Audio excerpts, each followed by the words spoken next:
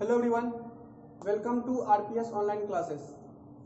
ये वीडियो हमारा class 10th का केमिस्ट्री का होगा, जिसमें कि हमने आयंस के बारे में पढ़ा था, मतलब how metals and non metals react. ये टॉपिक हमने शुरू किया था और हमने ये देखा था कि जो हमारा प्लस वाला है या फिर माइनस वाला है, इसकी फॉर्मेशन कैसे होती है। प्लस की फॉर्मेशन या फिर माइनस की फॉर्मेशन आयंस की कैसे होती है, क्यों होती है, किस लिए होती है, ये चीजें मैंने आपको बता दिया था। इससे रिलेटेड मैंने सारी चीज डिस्कस कर दिया था। आज हम लोग पढ़ेंगे टाइप्स ऑफ बॉन्ड। ये नया चीज मैंने लिखा है, टाइप्स ऑफ बॉन्ड। ये बॉन्ड का क्या मतलब है?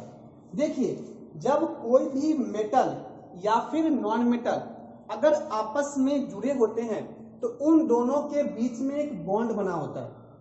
अब ये जरूरी नहीं है कि मैं मतलब मेटल्स और नॉन-मेटल्स की कोई भी कंपाउंड अगर आपस में जुड़े हुए हैं तो उन दोनों के बीच में एक बॉन्ड एग्जिस्ट करता है। अब वो बॉन्ड कैसा है, वो बॉन्ड आयोनिक है या वो बॉन्ड कोवेलेंट है, ये डिपेंड करता है कि उनके जो एटम्स हैं उन दोनों ने एक दूसरे के साथ किस प्रकार की होल्डिंग बना करके रखी हुई है। होल्डिंग कहने का मतलब कि या तो वो ट्रांसफर करके, मतलब इलेक्ट्रॉन को लूज या फिर गेन करके उन्होंने कंपाउंड फॉर्म किया होगा, या फिर वो दोनों आपस में शेयरिंग करके, मतलब एक दूसरे के इलेक्ट्रॉन को शेयर करके वो दोनों आपस में होल्ड करके अपने आप को रखे होंगे। तो इस होल्डिंग के आधार पे, इस मतलब एग्जिस्टेंस के आधार पे कि दो एटम आपस में कैसे एग्जिस्ट करते हैं, we define as types of bond। तो यहां पे हम लोगों को दो टाइप के बॉन्ड पढ़ने हैं।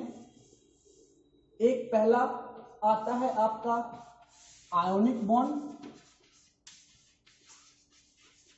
और दूसरा कोवैलेंट बॉन्ड। ठीक है, बॉन्ड क्या होता है ये समझ में आ गया। तो इस बॉन्ड को हम टू टाइप्स में डिफाइन कर मतलब क्लासिफाई करते हैं, आयोनिक बॉन्ड और कोवैलेंट बॉन्ड। अगर मैं सिंपली कहूं कि व्हाट इज आयोनिक बॉन्ड, तो bond which are formed by the ionic compound, मतलब कि ऐसा कोई भी बॉन्ड जो कि आयोनिक कंपाउंड फॉर्म करता है। मतलब जितने भी आयोनिक कंपाउंड आप उठा करके देख लो, अगर वो आयोनिक कंपाउंड है तो उसमें किस टाइप का बॉन्ड होगा, आयोनिक टाइप का बॉन्ड होगा। अब ये बात आती है ये आयोनिक कंपाउंड किस टाइप, मतलब आयोनिक कंपाउंड क्या होता है, ये चीजें मैंने आपको डिस्कस कर रखा है कि मतलब compound which are form by the क्या कहते हैं, लूजिंग और गेनिंग ऑफ इलेक्ट्रॉन और by the metals and non metals. But in terms of bond की जब हम बात करेंगे तब वहां पे आप ये चीज लिखोगे तो उतना सही है लेकिन उतना एप्रोप्रिएट नहीं है। तो the bond which are form by the ionic compound by transfer of their electron, मतलब बॉन्ड जब भी फॉर्म होगा उस समय अगर कोई भी एटम अपना इलेक्ट्रॉन ट्रांसफर करता है, उस एटम को, जिस एटम के पास इलेक्ट्रॉन की डिफिशियंसी होनी चाहिए, मतलब जिसके पास इलेक्ट्रॉन ज्यादा है उस इलेक्ट्रॉन ने जिसके पास इलेक्ट्रॉन कम है, जिसे अपनी स्टेबिलिटी पूरी करनी है, उस इलेक्ट्रॉन को जिसके पास ज्यादा है वो इलेक्ट्रॉन ट्रांसफर कर देगा। तो इसका मतलब ये हुआ कि जो भी आपके आयोनिक बॉन्ड हैं वो आयोनिक बॉन्ड फॉर्म होते हैं by the transfer of electron, कि जब आप इलेक्ट्रॉन को ट्रांसफर कर दो तो वो ट्रांसफर जब होगा तो ट्रांसफर जैसे ही वो करेगा दोनों के बीच में एक बॉन्ड एग्जिस्ट करेगा और वो बॉन्ड कहलाता है आयोनिक बॉन्ड। जैसे कि फॉर एग्जांपल अगर मैं कहूं कि हमारे पास NaCl है, क्या है, NaCl है, Na के पास एक डॉट है, मतलब एक एक्स्ट्रा इलेक्ट्रॉन है, और क्लोरीन के पास 7 इलेक्ट्रॉन थे।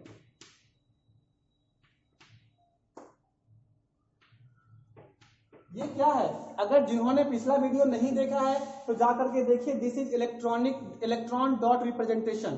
ठीक है, और जब तक इलेक्ट्रॉन डॉट रिप्रेजेंटेशन नहीं समझ में आएगा फिर दिक्कत होगा।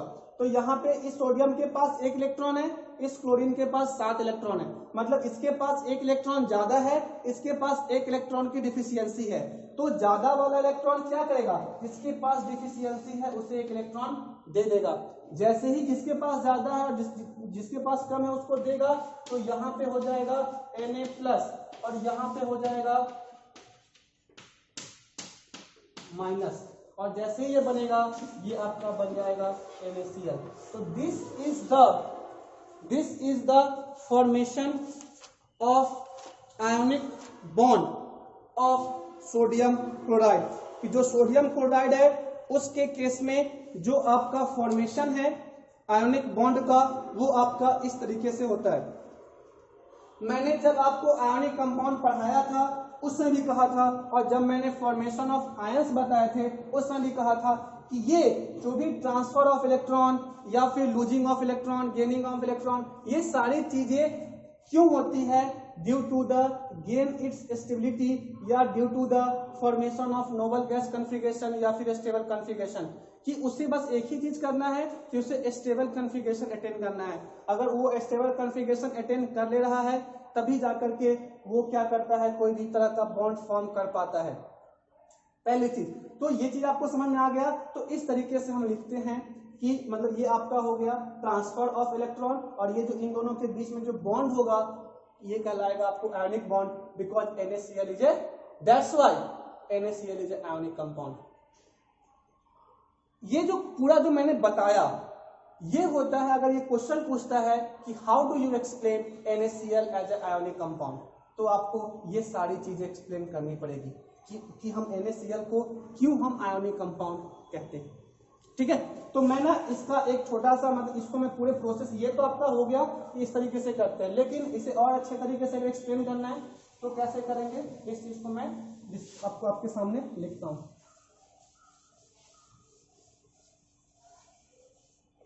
तो फॉर्मेशन ऑफ आयोनिक बॉन्ड, तो फॉर्मेशन ऑफ आयोनिक बॉन्ड में सबसे पहले हम डिस्कस करते हैं फॉर्मेशन ऑफ NaCl कि NaCl कैसे फॉर्म करता है। तो सबसे पहले हम क्या लिखते हैं, Na का इलेक्ट्रॉनिक कॉन्फ़िगरेशन। Na का इलेक्ट्रॉनिक कॉन्फ़िगरेशन कितना होता है, 281। उसके बाद Cl, इसकी इलेक्ट्रॉनिक कॉन्फ़िगरेशन क्या होती है, 287।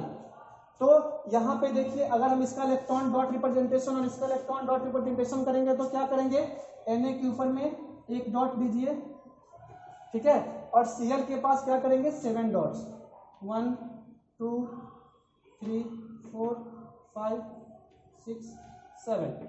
ओके, तो यहाँ पे 7 डॉट, यहाँ पे 1 डॉट। तो इसका मतलब क्या हुआ कि सोडियम के पास एक इलेक्ट्रॉन क्या है, ज्यादा है, और क्लोरीन के पास क्या है, एक इलेक्ट्रॉन की डिफिशियंसी है।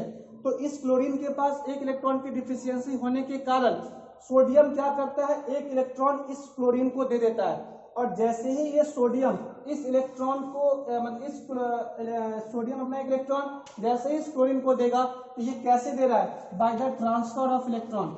और मैंने क्या कहा था, जहां पे भी ट्रांसफर होता है इलेक्ट्रॉन का वो किस टाइप का बॉन्ड कहलाता है, आयनिक बॉन्ड कहलाता है। और जिस भी कंपाउंड में आयनिक बॉन्ड होता है उसे हम क्या कहते हैं, आयनिक कंपाउंड कहते हैं।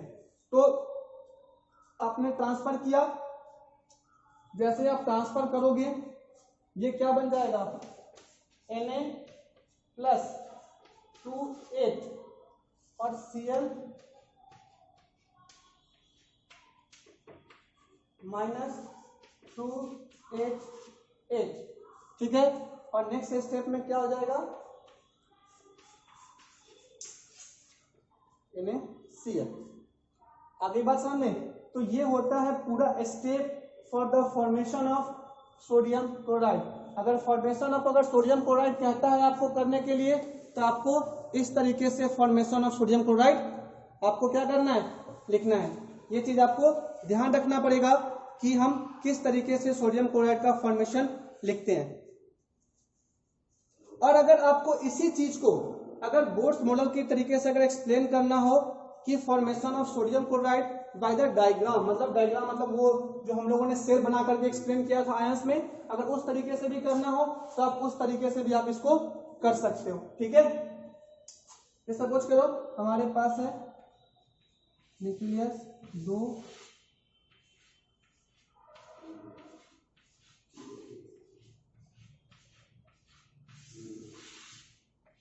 ठीक है, अब क्या करेंगे, ट्रांसफर ऑफ इलेक्ट्रॉन करेंगे, ये इलेक्ट्रॉन माइनस, तो ऐसे नहीं करेंगे, सॉरी ये आयंस तो फॉर्म नहीं करना, तो अब हम क्या करेंगे, इसे मैं रब कर रहा हूं, क्या करेंगे इसमें Cl, तो न्यूक्लियस 2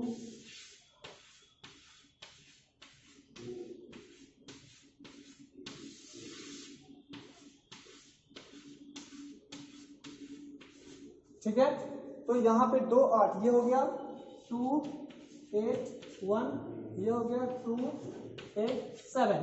तो देखिए यहाँ पे एक इलेक्ट्रॉन ज्यादा है, यहाँ पे एक इलेक्ट्रॉन कम है, तो इस इलेक्ट्रॉन का ट्रांसफर हो जाएगा इसके सेल में। जैसे ही इस इलेक्ट्रॉन का ट्रांसफर होगा इस सेल में, तो ये क्या बन जाएगा, तो उसी तरीके से बनाइएगा। मैं सीधा लास्ट सेल आपको दिखा रहा हूं, ये यहां भी हो जाएगा 2 8 और यहां भी हो जाएगा 2 8 7। तो क्या हुआ है यहाँ पे देखिए, ट्रांसफर ऑफ इलेक्ट्रॉन, सॉरी 8 होगा ये, तो यहाँ पे क्या हुआ है, ट्रांसफर ऑफ इलेक्ट्रॉन, और ट्रांसफर ऑफ इलेक्ट्रॉन हुआ है, इसी कारण से दोनों ने क्या किया है, अपना ऑक्टेट पूरा कर दिया है। तो ये हो गया आपका Na+, ये हो गया Cl-, और ये बन जाएगा आपका NaCl। तो आप इस तरीके से भी रिप्रेजेंट कर सकते हो, ये भी तरीका है, लेकिन अगर मान लीजिए अगर आपको दोनों तरीका कहता है एक्सप्लेन करने के लिए, तो आपको दोनों तरीका एक्सप्लेन करना होगा। डिपेंड करता है कि क्वेश्चंस कितने मार्क्स का है, उस तरीके से हम इसे क्या करते हैं, एक्सप्लेन करते हैं। तो ये हो गया आपका क्या कहते हैं कि फॉर्मेशन ऑफ सोडियम क्लोराइड या the formation of ionic bond of sodium chloride, कि कैसे आयोनिक बॉन्ड सोडियम क्लोराइड का फॉर्म होता है। इस चीज को आप इस तरीके से क्या करोगे, एक्सप्लेन करोगे। अब नेक्स्ट जो आता है आपका, वो आता है इसी में आपका नेक्स्ट है पोटेशियम क्लोराइड। अगर मान लीजिए इसी 1 वैलेंसी की अगर हम बात करें,